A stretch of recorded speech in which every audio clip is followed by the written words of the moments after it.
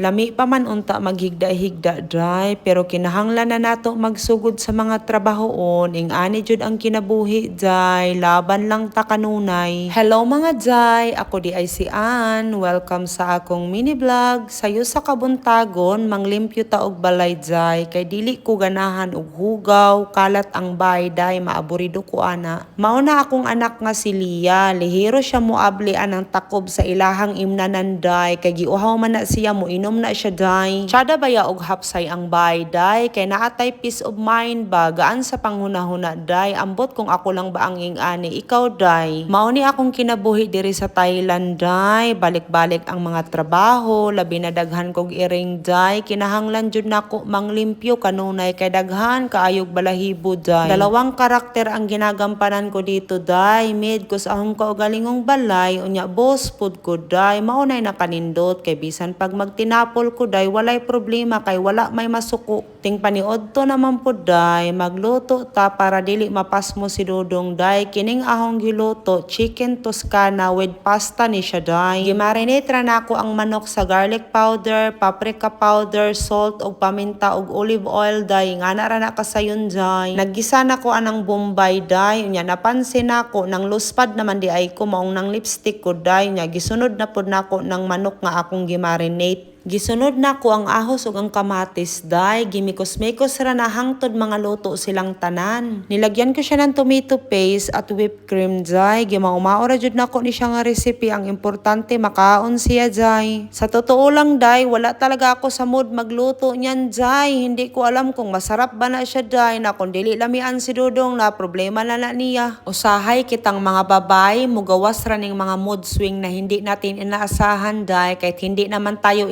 ano day, mukalit ra jud ta. Salamat sa pagtambay mga Inday Dudong. Follow for more Bisaya mini vlogs. Kung nalingaw ka, don't forget to share. Bye-bye!